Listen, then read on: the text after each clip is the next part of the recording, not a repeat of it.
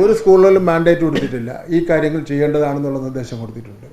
പങ്കെടുക്കുന്ന കുട്ടികൾക്ക് പങ്കെടുക്കാം. ഏതെങ്കിലും കുട്ടിക്ക് വ്യക്തിപരമായ കാരണങ്ങൾ പങ്കെടുക്കാൻ കഴിഞ്ഞില്ലെങ്കിൽ ആ കാര്യം പിന്നെ സ്കൂളിനെ അറിയിച്ചാൽ മാത്രം മതിയാവും. ഒരു നിർബന്ധമില്ല. ഞങ്ങൾ ഇത്രയും ഞാനിവിടെ നേരത്തെ പറഞ്ഞല്ലോ, അത്രയും കാര്യങ്ങൾ ഒരു കുട്ടിക്ക് പിന്നെ വ്യക്തിപരമായും മാനസികപരമായും ശാരീരികപരമായും ഒക്കെ ഉണ്ടാകുന്ന ഒരു നേട്ടത്തെ പിന്നെ തകർത്താലേ മതിയാവൂ എന്ന് പറഞ്ഞ് ഒരു കൂട്ടർ ഇറങ്ങിയിരിക്കുന്നു. അത് അവർക്ക് തന്നെ നഷ്ടപ്പെടും.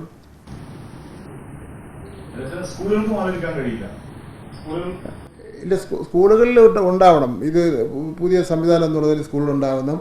ഇപ്പം ഞങ്ങളിലുണ്ട് അതിൻ്റെ ഫോട്ടോ എല്ലാം. നമ്മുടെ കോഴിക്കോട് ജില്ലയിൽ തന്നെ, കാസർഗോഡ് ജില്ലയിലും കോഴിക്കോട് ജില്ലയിലും ഒക്കെ തന്നെ അതിൻ്റെ മഹാഭൂരിപക്ഷം സ്കൂളുകളിൽ ഇപ്പോൾ നടന്നുകൊണ്ടിരിക്കുക. കുട്ടികൾ ഭയങ്കര ഇൻട്രസ്റ്റ്, നല്ല താല്പര്യത്തിലാണ്. ലഘു വസ്ത്രം എന്ന് പറഞ്ഞല്ലോ, യൂണിഫോം ഇട്ടുകൊണ്ടാണ് നടത്തുന്നത്. യൂണിഫോം ഇല്ലേ,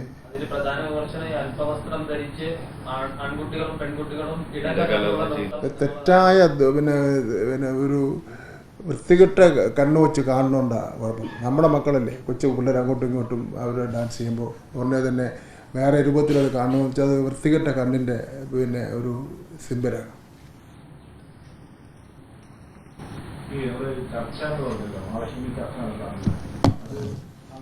ആരും ഇതുവരെയും പെറ്റീഷനും തന്നിട്ടില്ല. പത്രങ്ങളിൽ ടി വിയിലും ഒക്കെ കൊടുത്തിട്ടേ ഉള്ളൂ.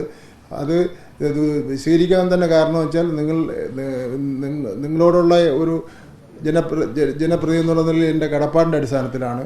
കാരണം അല്ല, ഇത് വിശദീകരിക്കേണ്ട കാര്യമൊന്നുമില്ല.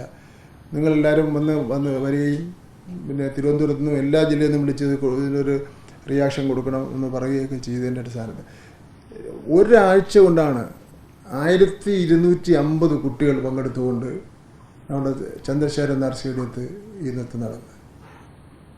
അതിൽ ഞങ്ങൾ ആരുടെയും ജാതി നോക്കിയിട്ടില്ല, മതം നോക്കിയിട്ടില്ല.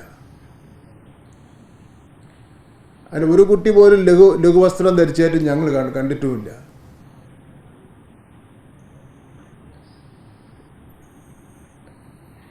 ഈ ലഘുവസ്ത്രത്തെ പറ്റിയൊക്കെ എന്തിനു ചിന്തിക്കാൻ പോകുന്ന ആവശ്യമില്ല.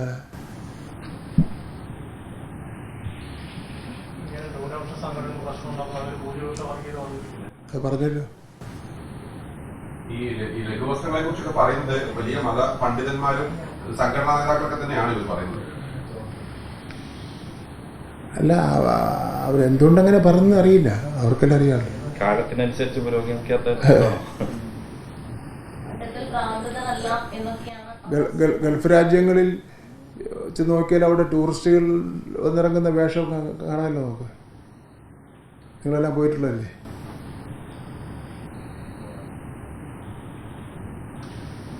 ഈ മറ്റൊന്ന് രാഷ്ട്രീയ പാർട്ടികളും MSF പോലെ സംഘടനകളും ഈ സംഘടനകളെ സപ്പോർട്ട് ചെയ്തുകൊണ്ട് രംഗത്ത് വന്നിട്ടുണ്ട്. ഞാനും പറഞ്ഞല്ലോ, അവരൊക്കെ എന്തെങ്കിലും തെറ്റിദ്ധാരണ ഉണ്ടെങ്കിൽ അവരോട്ട് സംസാരിക്കുക. പിന്നെ ഇത് രാഷ്ട്രീയമാണെങ്കിൽ രാഷ്ട്രീയമായിട്ട് തന്നെ നേരിടും. പക്ഷെ അവരുടെ സംഘടനാ പരിപാടികളിലൊക്കെ ഈ ആൺകുട്ടികളും പെൺകുട്ടികളൊക്കെ പങ്കെടുക്കുന്ന ഡാൻസുകളൊക്കെ സമൂഹ മാധ്യമങ്ങളൊക്കെ പ്രചരിക്കുകയും ചെയ്യുന്നു. അതിനൊന്നും ഒരു കുഴപ്പമില്ല. നമ്മുടെ ഇടതുപക്ഷ ഗവൺമെൻറ്റിൻ്റെ സൂമ്പയ്ക്കേ കുഴപ്പമുള്ളൂ. MSFൻ്റെ സൂമ്പയ്ക്ക് ഒരു കുഴപ്പമില്ല.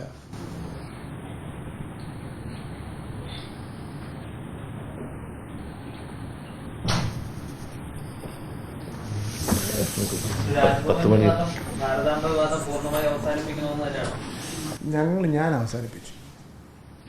അദ്ദേഹം മുഖ്യമന്ത്രിക്ക് കത്ത് കൊടുത്തിട്ടുണ്ട്.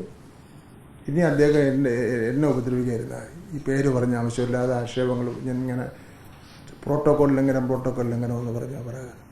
ഞാൻ ഇതുവരെ പ്രോട്ടോക്കോളൊന്നും ലംഘിച്ചിട്ടില്ല. ഞാൻ 5 വർഷക്കാലം മേയറായിരുന്നു, 3 ടൈം MLA ആയിരുന്നു. ആ സമയത്തൊന്നും പ്രോട്ടോക്കോളൊന്നും ലംഘിച്ചിട്ടൊന്നുമില്ല. പിന്നെ ഒരുപക്ഷെ ഒരു മുന്നണി എന്നുള്ള നിലയിൽ തീരുമാനിച്ചതിൻ്റെ അടിസ്ഥാനത്തിലുള്ള സമരങ്ങൾ നടത്തിയിട്ടുണ്ടാകും നിയമസഭയ്ക്കകത്തും പുറത്തും. അത് വേറെ ഇഷ്യൂ ആണ്. അപ്പോൾ നിങ്ങളെല്ലാവരും നമ്മുടെ ഈ നടക്കാവ് സ്കൂളിലൊന്ന് വരണം. എന്തെല്ലാം വരും. കാരണം മറ്റോ ഈ കരിങ്കൊടി കാണിക്കാൻ നിൽക്കുന്നവരെ വിളിച്ച് പറഞ്ഞതാണ്. അപ്പോൾ അതുകൊണ്ട് വരുമല്ലോ. ഇന്നില്ല ആണോ? SFIക്ക് സമ്മേളനം നടക്കുന്നുണ്ട്. അപ്പം നിങ്ങൾ വന്ന് ഇന്നൊരു 100 പേർക്ക് അപ്പോയിൻമെൻ്റ് ഓർഡർ കൊടുക്കാൻ പറ്റുമോ? ഒരു 100 പേർക്ക് അപ്പോയിൻമെൻ്റ് ഓർഡർ കൊടുക്കുക.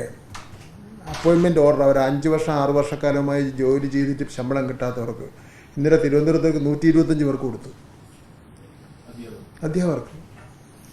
ഇതെല്ലാം ഈ എതിർത്തുകൊണ്ടിരിക്കുന്നവർക്ക് വല്ലതും കാണുന്നുണ്ടോ?